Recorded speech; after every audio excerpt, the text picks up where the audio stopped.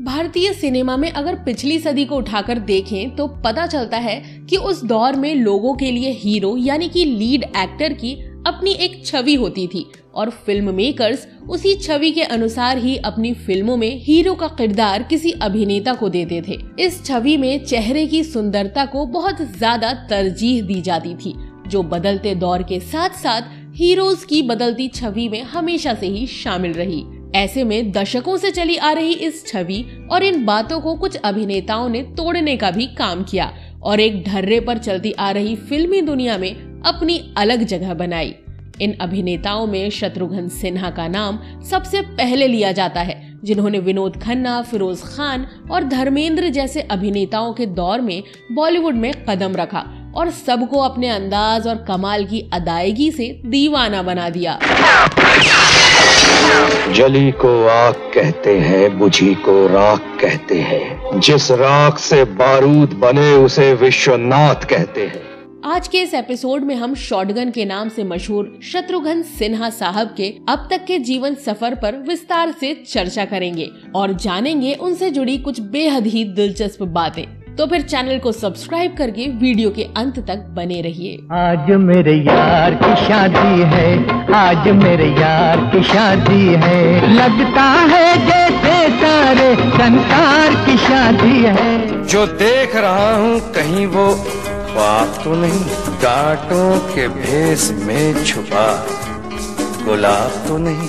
शत्रुघ्न सिन्हा का जन्म 9 दिसंबर 1946 को ब्रिटिश इंडिया के पटना शहर में पिता भुवनेश्वरी प्रसाद सिन्हा और मां श्यामा देवी सिन्हा के घर हुआ था।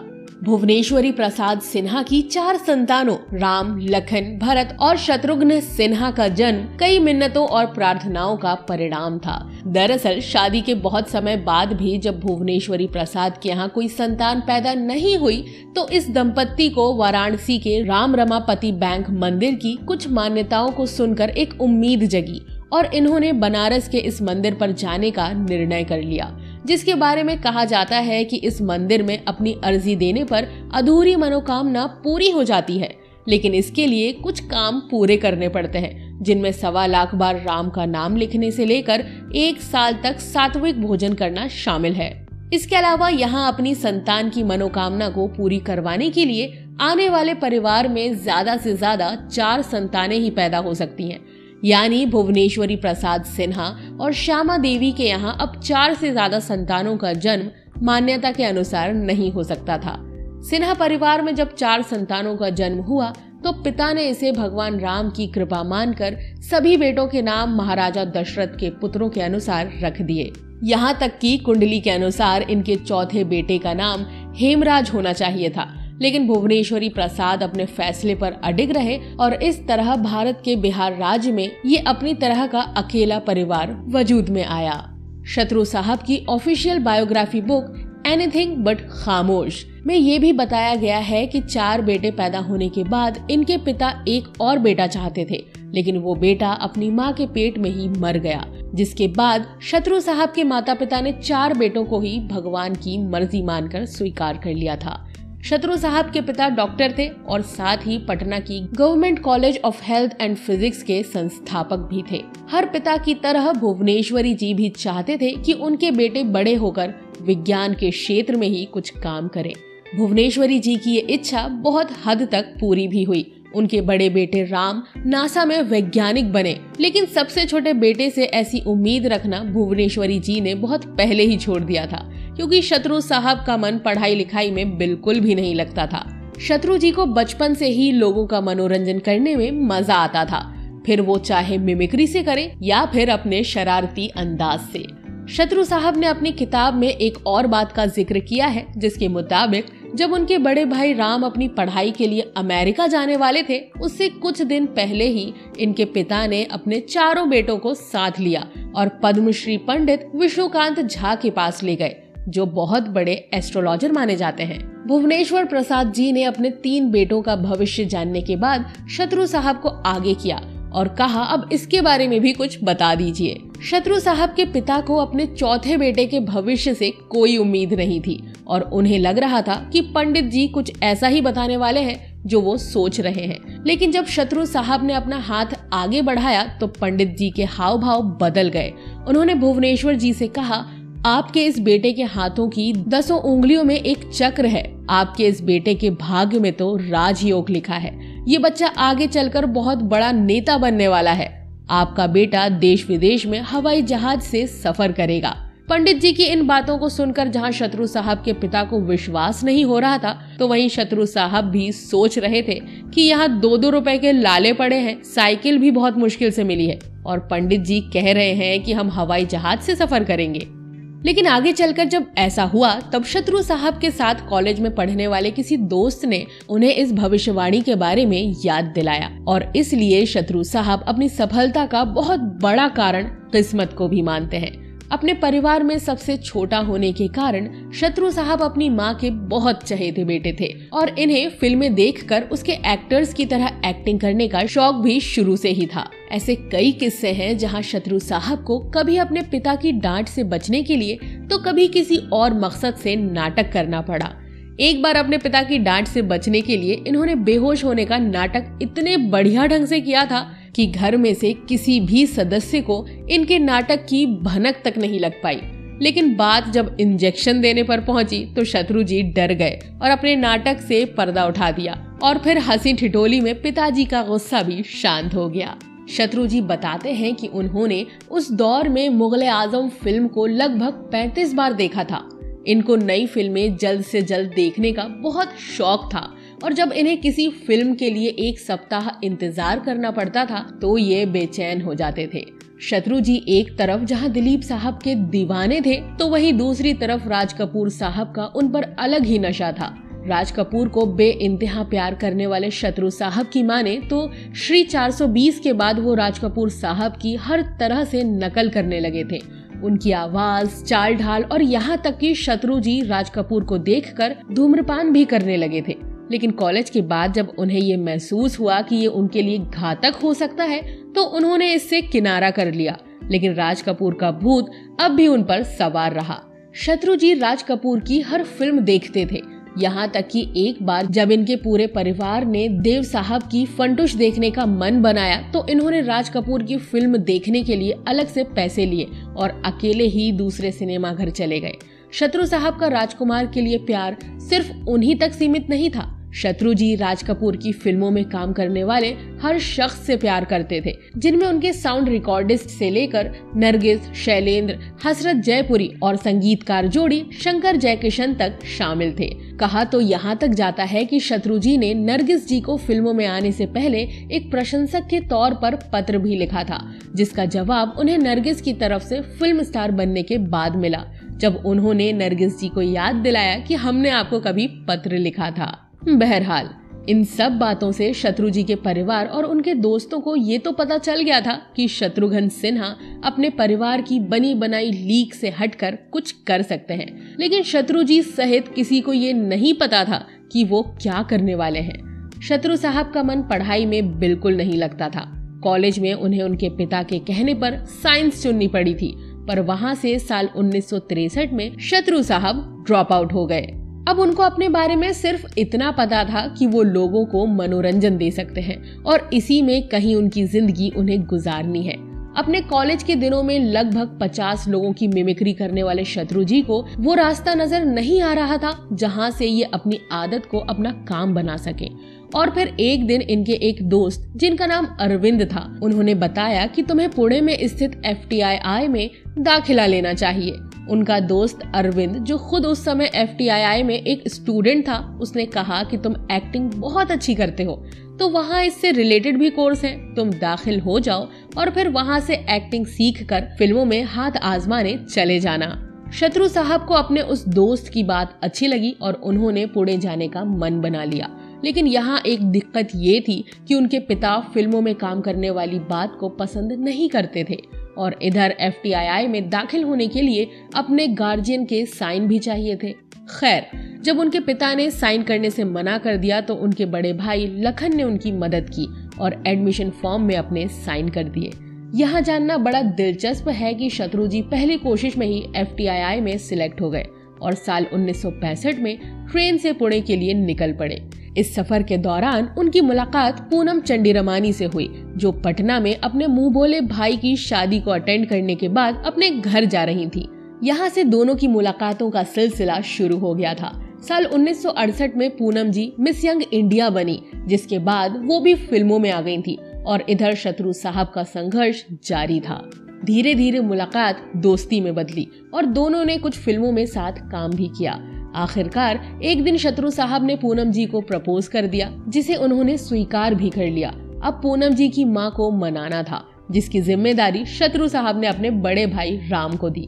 बड़े भाई राम पूनम जी के घर पहुंचे और जब शत्रु जी की फोटो दिखाई तो पूनम जी की मां भड़क गई। उन्होंने कहा, मेरी बेटी इस गुंडे जैसी शक्ल वाले आदमी से शादी क्यों करेगी? उस समय तो बात नहीं बनी, लेकिन आगे चलकर सब कुछ ठीक हो गया और जुलाई 1980 में शत्रुघ्न सिन्हा को पूनम जी के रूप में अपना हमसफर मिल गया। बात की जाए शत्रु साहब के फिल्मों के लिए संघर्ष की, तो फिल्म इंस्टीट्यूट में अपने हुनर को पुख्ता करने के बाद उन्होंने फिल्म पाने की कोशिश शुरू की, जहां इनके शक्ल सूरत को ही देखकर लौटा दिया जाता था। इस दौरान शत्रु साहब के मन में अपने नाम को लेकर शंका भी चल रही थी, क्योंकि वो दौर कुमार और कपूर्स का था। खैर, एक दिन उनकी मुलाकात अपने FTII के किसी दोस्त के जरिए देवानंद साहब से हुई। शत्रु साहब ने अपने चेहरे को लेकर हो रही बातों का जिक्र उनके सामने भी किया और पूछा कि क्या उन्हें प्लास्टिक सर्जरी करवानी चाहिए। इसके जवाब में देव साहब ने कहा कि अगर तुम्हारा काम लोगों को पसंद आने लग गया तो तुम्हारी हर बात, हर चीज लोगों के लिए एक अंदाज बन जाएगी। जैसे मेरे दांत में एक छेद है जिसकी लोग आज नकल करने की कोशिश करते हैं। इन सब बातों के बाद शत्रु जी ने सर्जरी का सहारा लेने का विचार छोड़ दिया। उस दिन देव साहब ने उन्हें न केवल कई उचित सलाह दिए, बल्कि अपनी अगली फिल्म प्रेम पुजारी में काम करने का ऑफर भी दिया। शत्रु साहब के लिए उनका चेहरा अब कोई समस्या नहीं था, लेकिन नाम का झंझट अब भी था, जिसे कई लोग सही से बोल भी नहीं पाते थे। तो ऐसे में उन्होंने अपनी पहली 2 फिल्मों के लिए अपना नाम SP सिन्हा रखा, लेकिन ये नाम उनको अच्छा नहीं लग रहा था और बड़े भाइयों की तरफ से सख्त हिदायत दी कि नाम को पूरी तरह से नहीं बदलना है, क्योंकि उनके 4 भाइयों के नाम उनके परिवार की अलग विशेषता है। ऐसे में शत्रु जी ने अपने नाम में से प्रसाद हटा दिया, जो वो पहले हर जगह प्रयोग करते थे, और शत्रुघ्न सिन्हा को बदलकर शत्रुघ्न सिन्हा कर दिया, ताकि लोग आसानी से उनके नाम का उच्चारण कर सकें। गौरतलब है कि शत्रुघ्न सिन्हा की फिल्म प्रेम पुजारी की शूटिंग पहले खत्म हो गई थी, लेकिन पोस्ट प्रोडक्शन में देरी होने के कारण साल 1969 में आई फिल्म साजन में उन्हें पहली बार एक छोटे से किरदार में देखा गया और इसके अगले ही साल फिल्म प्रेम पुजारी भी रिलीज हो गई। इसी बीच एक दिन शत्रु जी ने तपन सिन्हा की बंगाली फिल्म अपन जान देखी, तो उन्हें लगा कि अगर इस फिल्म को हिंदी में बनाया गया तो वो फिल्म मेरे पास जरूर आएगी, और ऐसा ही हुआ। गुलजार साहब ने अपने डायरेक्शन में इस फिल्म का रीमेक बनाने का विचार किया, जिसमें छेनू के किरदार के लिए शत्रुघ्न सिन्हा को सिलेक्ट कर लिया गया और इस फिल्म में शत्रुघ्न सिन्हा का काम लोग पसंद करने लगे। बीतते समय के साथ शत्रुघ्न सिन्हा एक ऐसे विलेन बनकर सामने आ रहे थे जिन्हें पर्दे पर देखकर लोग तालियां बजाने लगते थे। ये उनकी आवाज और अदायगी का जादू ही था कि बड़े बड़े हीरोज के दौर में एक विलेन को अपने काम के लिए सबसे ज्यादा वाहवाहियां मिलने लगी थी, और ये बात धीरे धीरे थिएटर मालिकों और डिस्ट्रीब्यूटर्स के जरिए फिल्म मेकर्स तक पहुंचने लगी। इस तरह से फिल्म मेकर्स लोगों की पसंद को अनसुना नहीं कर पाए और उन दिनों शत्रु साहब की आगामी 2 फिल्मों रामपुर का लक्ष्मण और भाई हो तो ऐसा की स्क्रिप्ट में बदलाव किए गए और शत्रु जी के किरदार को सिंपैथी से जोड़ दिया गया ताकि दर्शकों को अधिक से अधिक लुभाया जा सके। साल 1973 में शत्रु साहब अपनी फ्यूचर वाइफ पूनम जी के साथ फिल्म सबक में नजर आए। आगे चलकर शत्रुघ्न सिन्हा को आ गले लग जा, दोस्त, गैम्बलर और खिलौना जैसी अन्य कई बेहतरीन फिल्मों में भी देखा गया। और फिर साल 1976 में आई फिल्म कालीचरण ने सब कुछ बदल कर रख दिया। एक सहायक अभिनेता और विलेन इस फिल्म के बाद हमेशा के लिए हीरो बन गया। फिल्म कालीचरण में रीना रॉय और शत्रु जी की जोड़ी को पहली बार पर्दे पर देखा गया था और ये जोड़ी इस फिल्म की सफलता के बाद लोगों की पसंदीदा जोड़ी बन गई थी। शत्रु साहब के पुराने दोस्त सुभाष घई के निर्देशन में बनी इस फिल्म के लिए राजेश खन्ना को कंसीडर किया जा रहा था, लेकिन उस समय लगातार कई महीनों की डेट्स ना मिलने की वजह से ये फिल्म शत्रुघ्न सिन्हा के हाथों में आ गई थी। बात राजेश खन्ना की चल ही पड़ी है तो फिर एक किस्सा भी आपको बता देते हैं जो शत्रु साहब ने खुद अपने एक इंटरव्यू में साझा किया था। दरअसल B.R. चोपड़ा की सुपरहिट फिल्म इत्तेफाक में राजेश खन्ना वाले रोल के लिए पहले शत्रुघ्न सिन्हा से भी बात की गई थी और शत्रुघ्न सिन्हा को वो किरदार पसंद भी आ गया था, जिसके बाद उन्होंने तैयारी भी शुरू कर दी थी। लेकिन दूसरी तरफ जब उस फिल्म के लिए राजेश खन्ना ने भी हाँ कह दिया तो शत्रु साहब को फिल्म से दूर होना पड़ा। शत्रु साहब बताते हैं कि इस फिल्म से बाहर होने के बाद वो चोपड़ा साहब से नाराज हो गए थे और ये नाराजगी दूर करने के लिए जब चोपड़ा साहब ने अपनी अगली फिल्म धुंध में डैनी डेंगजोंगपा वाला किरदार ऑफर किया तो उन्होंने मना कर दिया और बाद में वही किरदार निभाकर डैनी ने फिल्म इंडस्ट्री में अपने मजबूत कदम जमाए थे। शत्रु साहब ऐसा ही कुछ अमिताभ बच्चन के बारे में भी कहते हैं कि उनकी छोड़ी गई कुछ फिल्मों के कारण ही अमिताभ बच्चन स्टार बन गए थे। इन फिल्मों में शोले, दीवार और सत्ते पे सत्ता जैसे नाम शामिल हैं, जिन्हें शत्रु साहब समय ना हो पाने के कारण और साथ साथ इस डर के चलते भी नहीं कर पाए कि उस समय वो छोटे बड़े रोल करके मुख्य किरदारों की तरफ आ रहे थे और ऐसे में फिर से बड़े अभिनेताओं के साथ नजर आना उनके करियर को चोट पहुंचा सकता है। बात करें अगर अमिताभ बच्चन के बारे में तो ये वो दौर था जहां हर दूसरे अभिनेता को अमिताभ की तुलना से गुजरना पड़ता था। ऐसा ही कुछ शत्रुघ्न सिन्हा के साथ भी हुआ। फिल्म कालीचरण के बाद उन्हें मिल रही सफलताओं और बड़ी फिल्मों को देखकर अमिताभ बच्चन को अपना स्टारडम ढलता हुआ नजर आने लगा था। अमिताभ बच्चन और शत्रु जी ने साथ में भी दोस्ताना, नसीब और शान जैसी कई फिल्मों में काम किया था, जिसमें शत्रुघ्न सिन्हा बच्चन साहब पर भारी पड़ते नजर आए थे। खुद को दूसरे से बेहतर दिखाने की कश्मकश और अपने स्टारडम को खो देने की इनसिक्योरिटी से पैदा हुआ तनाव आखिरकार काला पत्थर की शूटिंग के दौरान फूट पड़ा। कहा जाता है कि इस फिल्म के एक फाइट सीन में ये दोनों कलाकार सच में हाथापाई पर उतर आए थे, जिससे शत्रु जी को चोट भी लग गई थी। यहाँ शशि कपूर ने मामला शांत करवाया, लेकिन इसके बाद ये दोनों कलाकार कभी भी साथ नजर नहीं आए। लेकिन वो कहते हैं ना कि समय हर जख्म को भर देता है। इस मामले में भी कुछ ऐसा ही हुआ और आज ये दोनों सुपरस्टार एक दूसरे के बहुत अच्छे दोस्त हैं। अब चलते हैं शत्रुघ्न सिन्हा के कैरियर की तरफ, जहां जानी दुश्मन, विश्वनाथ और यारों का यार जैसी फिल्मों के जरिए वो एक बड़े अभिनेता बन गए थे और फिल्म कालीचरण से उनकी जिंदगी में रीना रॉय की एंट्री होने के बाद जब ये जोड़ी हिट होने लगी तो मीडिया में इनके अफेयर्स की खबरें भी उड़ने लगी, जो कहीं न कहीं सच भी साबित हुई। रीना रॉय और शत्रु जी लगातार साथ काम कर रहे थे और फिल्मों से अलग अपनी नई जिंदगी के सपने भी देख रहे थे। रीना रॉय और शत्रुघ्न सिन्हा दोनों के बीच एक दूसरे के लिए प्यार बराबर था और दोनों में से कोई भी दूसरे से अलग नहीं होना चाहता था। इसी दौरान साल 1980 में शत्रुघ्न सिन्हा की पूनम जी से शादी हो गई, लेकिन इन दोनों का मिलना उसके बाद भी जारी रहा, कभी फिल्मों के बहाने तो कभी चुपके चुपके। ऐसा ही एक मुलाकात में पूनम जी ने शत्रु साहब को रंगे हाथों पकड़ लिया था और रीना रॉय से दूर रहने की सख्त हिदायत दी। इसके बाद जब ऐसा कुछ दूसरी बार भी हुआ तो पूनम जी ने उन्हें अपने बेटों की तरफ देखने के लिए कहा और माना जाता है कि इसके बाद शत्रुघ्न सिन्हा ने रीना जी से मिलना बंद कर दिया था। और दूसरी तरफ रीना रॉय ने भी पाकिस्तानी क्रिकेटर मोहसिन खान से शादी कर ली, जिसके लिए कहा जाता है कि जब रीना रॉय की शादी की खबर शत्रु साहब को पता चली तो वो फूट फूट कर रोने लगे। इस तरह से लगभग 7 सालों का अफेयर खत्म हो गया। बहरहाल, एक तरफ जहां जिंदगी में लव अफेयर्स और विवाद चल रहे थे तो दूसरी तरफ शत्रुघ्न सिन्हा लगातार अपने कैरियर में अच्छा काम भी कर रहे थे। इस दौरान दोस्त, ज्वालामुखी और नरम गरम जैसी फिल्मों में जहां शत्रु जी ने अपनी गायकी का हुनर दिखाया तो वहीं साल 1983 में आई फिल्म कालका से शत्रु साहब प्रोड्यूसर के तौर पर जुड़े नजर आए।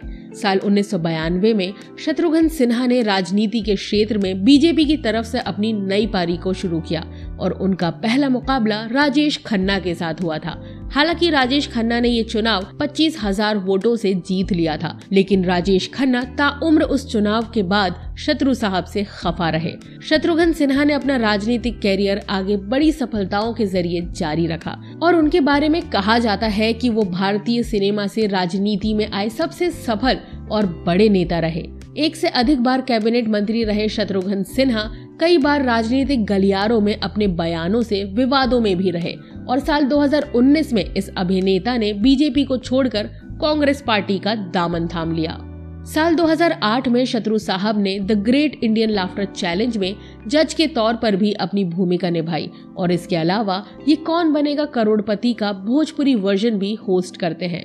नवाजुद्दीन सिद्दीकी और रजनीकांत जैसे कई बड़े अभिनेताओं की प्रेरणा रहे दबंग पर्सनालिटी और शानदार आवाज के मालिक शत्रुघ्न सिन्हा को सैकड़ों फिल्मों में काम करने के बावजूद भी अवार्ड्स बहुत कम ही मिले। बिहार के पहले सुपरस्टार अभिनेता को साल 2003 में स्टारडस्ट की तरफ से pride of Indian cinema life time achievement award दिया गया।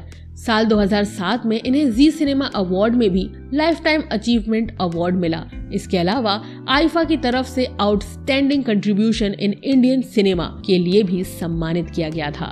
तो ये थी शॉटगन के नाम से मशहूर बॉलीवुड फिल्मों के लेजेंडरी एक्टर शत्रुघ्न सिन्हा पर हमारी एक विशेष प्रस्तुति। उम्मीद है कि ये वीडियो आपको बेहद ही पसंद आई होगी। अगर वीडियो पसंद आई हो तो इसे लाइक और शेयर भी कर दे तथा ऐसी ही दिलचस्प वीडियोस की नोटिफिकेशन पाने के लिए चैनल को सब्सक्राइब करके बेल आइकॉन में ऑल का बटन दबा दें। धन्यवाद।